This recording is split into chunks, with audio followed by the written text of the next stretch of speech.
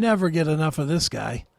And sometimes he just says the damnedest things, and this is no exception. Sebastian Bach? Sebastian Bach. Really? Yes. That was just a guess on my part. not- I had no idea. I was just throwing out a name. I just thought, Look, whenever there's question on something stupid being said, he's a safe bet. Okay. All right. So here is what Sebastian's going through. Sebastian Bach faces pressure from label due to low Spotify streaming numbers.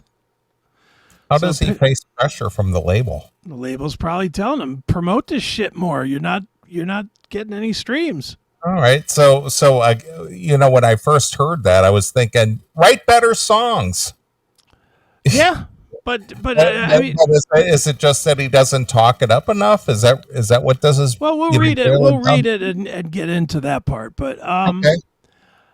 I mean, I would love to say write better songs, but that record is good. I agree, and that's kind of where I was going with this. It's just like, so what does the record label want him to do? If you're turning out solid product and, the Sebastian Bach / Skid Row fans are digging it, what else can you do? So the only thing you can do is, I guess, talk it up. Maybe instead of every other post being about how much you hate Trump or you want to go back into Skid Row, maybe you promote your record a little bit. That would make sense. Maybe that's what you do. Yeah, stop obsessing about how much you hate Trump, you Canadian. Yeah. And stop obsessing about Skid Row, a band you got kicked out of over 30 years ago. And aren't having you back. Yeah. 30 years, dude. It's longer than your tenure in Skid Row times 3. Yeah, it's stupid that he keeps doing it. But if I had to guess, I would say that's what they want him doing, is saying, hey, have you heard this song off of that, and posting a link. All right, well, that would make sense. But we'll read it. All right. Sebastian Bach recently addressed concerns from his record label regarding his streaming performance. He shared his perspective on digital platforms in an interview with The Rock Pit. The former Skid Row frontman discussed the disconnect between his YouTube success and Spotify numbers. Now, you're going to love his explanation. All right. Well, first of all, yes. How does the public even know that the label is talking to him about these issues? What, doesn't every artist put their artist business out on their social medias or in their podcasts? That's what I hate about that shit. Because if who is his label? Who did he release his record on? Frontiers, maybe? I don't know. Whoever it is. In today's day and age, there really isn't a quote unquote label anymore. It's just somebody throw a couple of bucks at you to say, here, put this out, put it on my label. Right. The days of labels are over. It was over a long time ago. But regardless of that, when your contractual obligations are being discussed, I guess. How is that any of the public's or the fans' business? Isn't that something between you and your label or whoever it is you have an agreement with? Why is this even being discussed in social media? Hey, the label wants me to change something and I don't like it. Oh, I better talk about it on this next podcast. Yeah, and that's the whole thing. I mean, if you and I have something to discuss, and it's never been contentious in our discussions. It's always been, typically it's you approaching me about, hey, this thing came up, blah, blah, blah, before I make a decision or tell so-and-so that this is okay. Right. I want to make sure you're aware of it and get your thoughts on it. And, because we have a partnership. Right. But I don't have any social media accounts, but you certainly don't go out there and go, hey, Johnny Gioeli wanted to come on the show, and Neely's not a fan of his, and he said he didn't want him on the show. What do you people think about that? Should I ignore Neeley and have him on anyway? Yeah, because Neely's just being a cunt about this. And I think since I'm a partner here, I think I should have just as much say about it as he does. Yeah. Yeah. See, that's so stupid. It's dumb. Keep this to yourself. If this is a business related issue, this should never even be in the public eye. Ever. Ever. Well, Sebastian's good for putting a lot of stuff in the public eye that doesn't belong there. You know, his breakup with his chick, his begging for forgiveness, you know, his never-ending need to be back in Skid Row. It's like a never endless parade of horseshit. It's just a everyday Geraldo episode. You know, just drama. Yeah. He is the king of it, that's for sure. All right, here we go. Here's what he had to say about this. And now that it's in the public eye, now we get to make fun of it. My record company, when the album came out, like all the videos are like, what do I got to lose? Is almost 2 million views now, Bach said. And it's incredible. But my Spotify numbers are not that great. All right. Go ahead. And they're like, why is this? And I go, fuck Spotify. Wrong answers, Sebastian. Who speaks like this? Sebastian. So like I went to the skating rink, and like my best friend was there, and like you know, this is like fifth grader talk. It is. But it's also irresponsible talk because the label, forget, we all know that Spotify pays shit. We know that. Everybody knows that. You know that. I mean, it's fractions of a penny per play. But the labels do make some of their recoup of the money that they give to a guy like Sebastian from Spotify and from YouTube Music and from YouTube Standard and from Tidal, if that's still a thing. And, you know, anywhere that's playing it, the label uses as part of the recoup. So this guy just going out there and saying, well, fuck them. Or the CMS. Yeah, same thing. Because not we, but Corey pays the royalties. This is the reason why we can play music during our show on our stream. That's why we don't do it during our video broadcast. But on our stream, the reason we can do that is because our affiliate, Corey Harker, pays the royalties for this. The royalty fees, right. What is it? It's like $8,000 a year or something like that? Something. I don't know what the number is. I mean, this guy comes out of pocket like $7,000 or $8,000 a year for and not only us, but the whole, you know, network he's involved with to allow, you know, copywritten music to be streamed. Yeah. Unless you guys want to go back to, you know, Starbreaker and shit like that. Right, exactly. Which I didn't hate, but I mean, it was awful tough. It was awful tough when you were back selling songs. Like, hey, that was Starbreaker, and before that was Wounded Chair, and you know, I was like, who are these guys? Right. Who the fuck are you, shitwad? Exactly. But yeah, so Sebastian starts off by saying, well, fuck what the label wants. Fuck Spotify. Bach elaborated on his stance towards streaming platforms and his understanding of his fan base's preferences. So now he knows what the fans know. Well, but see, here's the difference. Listening on Spotify is one thing. Yes. Watching a music video is another thing. Correct.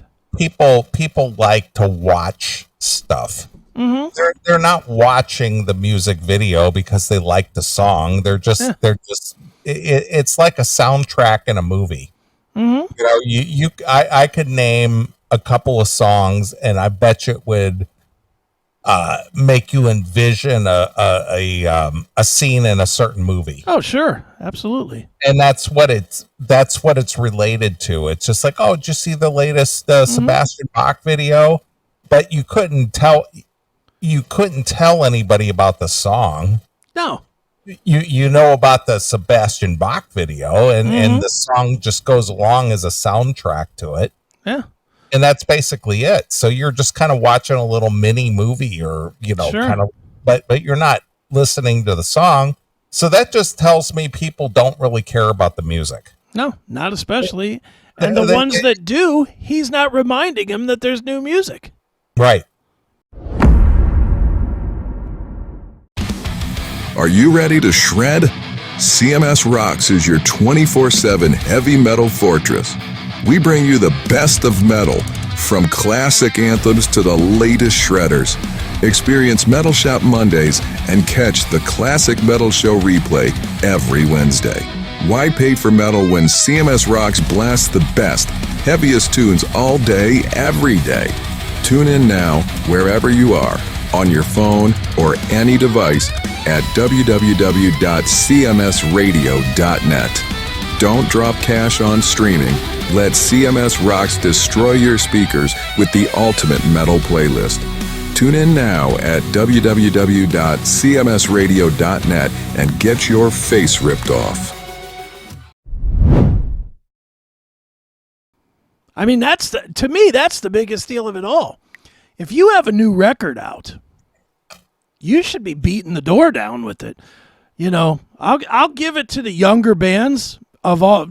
I could point to Plush, I could point to The Warning, I could point to Pretty Reckless. The somewhat younger bands. They promote their music daily. Doesn't matter what they're doing. There's some fucking YouTube post remind, hey, we got a new song. Go listen to it. And does that hit? Maybe, maybe not. They're new bands. But a guy like Sebastian Bach that has 35 years of history, if he was beating the door down, if he's beating his Twitter page up every single day with, here's another link from Child Within the Man, here's another link, here's a song, here's the video, here's the, don't forget you can order it or get an autographed copy or whatever. He would do probably business every day. Do you think that's fair? I would agree. And it's just like, well, don't you have people working the record? Don't you have people doing this? Yeah, I'm the artist, man. Yeah, what year is this, dude? You're a t-shirt salesman now. I know. You know that. But the point is these guys, artists who came up in the day and age when there actually was a record label, they never had to do this before. Right. But it's a whole new era. It's just part of the business now. You have to go out there and sell. You have to go out there and beat the bushes and say, hey, I got something new out here, and but I don't want to give them quite as much credit as you're giving them here. All right. Because they've had 15, 20 years now. So what it was like in 1988 or 89, I don't want to hear that that's what that was like anymore, because it hasn't been that way in 20 years or more. That's what I'm saying. 25 years. It's been 20 plus years since you had the last bastions of the Sony imprint and CMC and all those. No, the last Sebastians. The last Sebastians, right. It's been you're on your own. We'll pay you a little money, but you're on your own. Make it work for at least 15, if not 20. Yes? Yeah, I agree. Well, Sebastian has more to say here, and all right. And he just goes right further and further down the rabbit hole of the stupid, in my opinion. I don't even deal with that, he continues. I don't think my fans are into that. I think they're into vinyl and CDs and watching a video on YouTube. Well, they are into watching a video on YouTube, which is what I just said. Yeah, but for him to just say, my fans don't listen to Spotify is just patently wrong. I agree. This is how people in general listen to music now. Not everybody, but 85%. I'll tell you that when I'm in my truck and my iPhone is connected to my Apple Play, that's what I'm listening to. I'm listening to Spotify. I'm listening to Jim Florentine on Everybody Is Awful. I'm listening to whatever album that's in my mind at that time, playing through my sound system in my car. I listen to, I spend my, I think Spotify is like $9.99 or something a month. Yeah, something like that. And I get my use out of Spotify. Sure. I listen to a shit ton of music on Spotify every day. When I'm commuting, if I'm not listening to a podcast or listening to an old O&A episode or whatever it is I'm in the mood for, I got the Spotify up. I'm listening to, a shit ton of stuff on Spotify. Absolutely. Yeah, he's just wrong on this. His fans don't get... Your fans do, Sebastian. That's why your label's bitching about it. If your label that signed you, if you were if every band that's as old as you and does the same kind of music had shit numbers on Spotify, they wouldn't be bitching at you. They'd be like, well, that's the way it goes. Those fans don't listen to Spotify. It's a dumb statement. You can't play a record in your car. No. Can't, and typically most cars don't have CD players anymore. Yeah. You know who he's talking about that his fans are? Him. Yeah, him. Him. He buys vinyl. He listens to CDs. And I like vinyl and I like CDs and all that, but I don't listen to that. And most people listen to music in their car. Yeah. I mean, we're a mobile society, so we're not, I would hate to think, but we know that the fact is a lot of older people still listen to their FM radio. Sure. For whatever reason. But for those of you who don't and are, have moved into more modern technology, right? They're listening to podcasts. They're listening to music on Spotify or Pandora or whatever. But Spotify is the most popular one, I would think. Oh, yeah. And so that's where you listen to it. Right. Yeah, he's just wrong on this. Yeah. Just wrong. I don't even think there's from his point of view even, he's just wrong. I don't know when the last time they put a CD player in a car.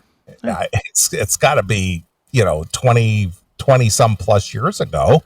I don't think there's many people driving around with a CD player in their car. Well, dude, I mean, you have CD players in your house, but how often do you listen to an actual CD? I haven't. That's what I'm saying. And you have 5,000 of them literally in hand's reach. This anymore has become a backdrop for the show. Yeah. It's a collector's thing for me, but I don't pull a CD off the shelf and listen to it. You're not, where's Chicago Live? I mean, it's all on Spotify. Yeah, of course. Yeah, he's just wrong on this. But, all right. Well, he goes even further into another category that I do think there are some, and by some, I mean still very few, but some people that have this bitch, but I think it is so minuscule that it's not a true bitch. Bach elaborated on his stance towards streaming platforms and his understanding of his fan base preference. Oh, I reread that.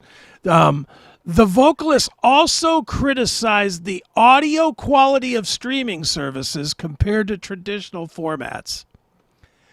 But I don't think a lot of classic metalheads are like, oh, what's the latest Spotify playlist? I don't give a shit about that, Bach said. I don't listen to that. It's the quality of the streaming. I'm going to read it again because he just speaks wrong. It's the quality of the streaming is garbage compared to what I got going on in my living room. Yeah, no kidding. Well, I'm going to be, a lot of people don't understand what I'm doing here in the studio when I'm doing our music break. Mm-hmm.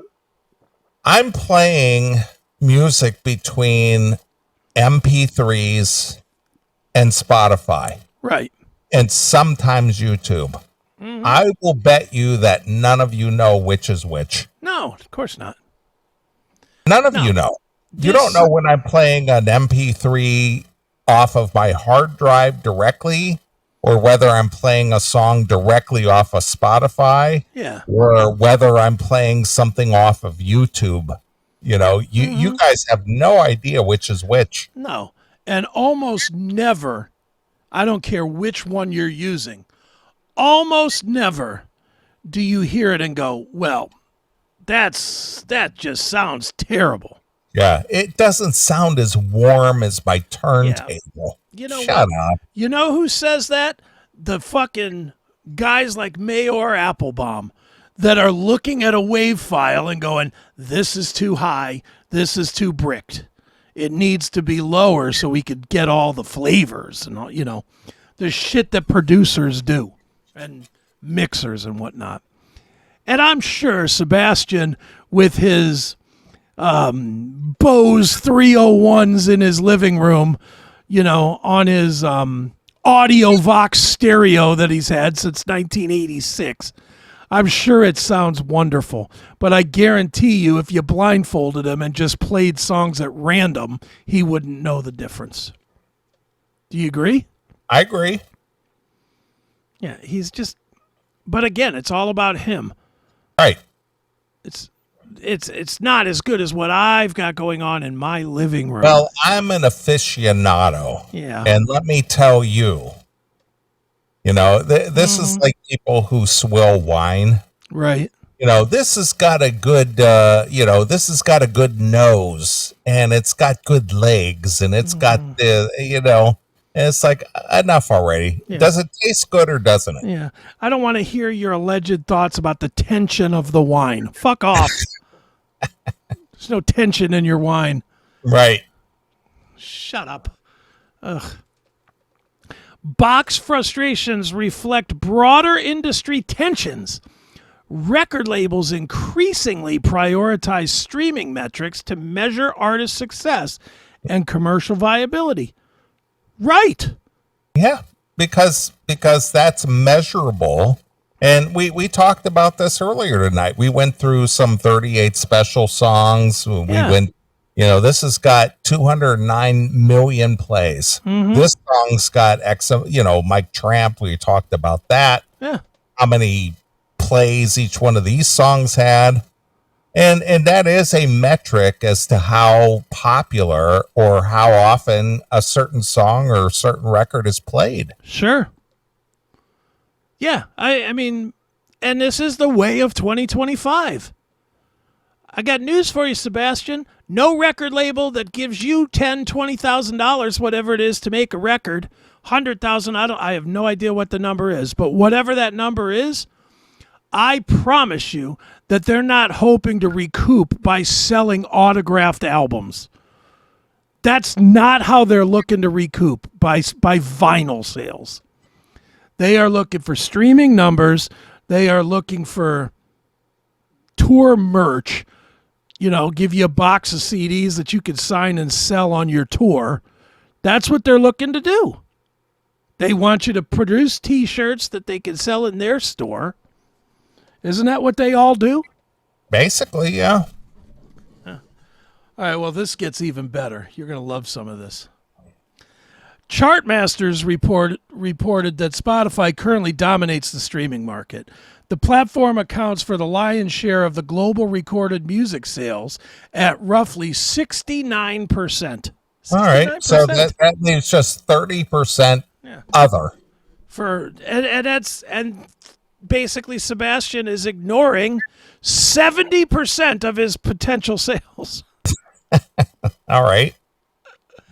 This dominance explains why labels place such emphasis on strong performance on the platform. Bach's resistance to the format becomes particularly challenging for his business relationships. The numbers tell a stark story about Bach's current digital presence. Spotify data showed that Sebastian Bach currently has about 58,600 monthly listeners on the platform. This modest figure pales in comparison to top streamed artists like Taylor Swift, which, no kidding, Yeah. who leads the platform with over 100 billion streams a month. The comparison highlights the vast gap between mainstream pop and classic metal audiences. See, I disagree with all that shit. Because I promise you, Metallica is at several million a month. I promise you that Stephen Pearcy, Rat, is more than 58.6. Don't you think? Well, I can tell you. Yeah, look if you could. I'd like to know 58.6. There's local bands that do that. Let me see. What does Metallica do? Monthly plays. Gotta be 10 million a month, right? I'm sure it is. Let's see here. I'm going to find it. Popular, see more. I can't seem to find where the monthly play tally is. But they typically just put it on one of the songs. Let me pick one of their most popular songs. Enter Sandman, obviously. So currently, this Enter Sandman has 1,755,436,587 plays. Mm-hmm. Let me see what this is. Trying to see what their monthly total is. But that's what they do. That's what they've played, over a billion just on that one song. Right. Almost 2 billion. Well, I don't know if this is accurate or not. I just did this through Grok, and I asked Grok, how many monthly plays on Spotify does Skid Row get? And it says Skid Row gets between 3.66 and 4.5 million monthly plays. All right. And the former singer gets 50,000. Right. That doesn't sound very good. And that's almost certainly what whatever the label is looking at. Don't you think? Yeah, of course. As much as he brings up Skid Row, he's probably like, well, Skid Row gets this many more than you, Sebastian, and you're in that band. So, anyway, it goes on and on, but oh, here it is. Okay. Metallica gets 29,534,000 monthly listens. All right, look up Skid Row. All right.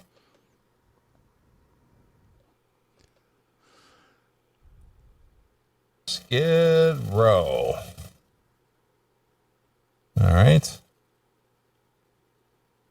See, what do they get? They get 4,497,018 monthly listeners. So they get, 4.5 million listeners a month. And Sebastian gets 58,600. And let me look him up. Okay. Sebastian. There we go. Sebastian Bach. Yeah. 58 million a month, or 58,000 a month. Yeah, 58,000, 58,702. What is that? 1/80th of what Skid Row gets? Yeah. 1/80th.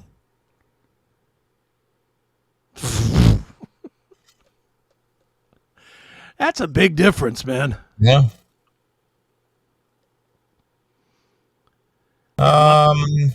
My man needs to get it together. Like a band like Dokken. Mm-hmm. 866,000 listens a month. Yeah, that sounds about right. About 1 million a month. Yeah. See here. Let's go with Deep Purple. 2 listens a month, both from Jim. No, it's actually 6,790,000 listens a month. All right. Look up Plush. Hang on a minute. Let me look at Guns N' Roses. Guns N' Roses is going to be huge. What do you think? Just Guns guess. N' Roses? Yeah. 300 million. No, nothing like that. 100 million. Nope. Less than that? Oh, yeah. 50 million. Nope. All right, how many? 34 million a month. Still a lot. All right, let's look up Plush. Plush, the band that we have already said is struggling to find their legs. All right. Plush. Plush the band.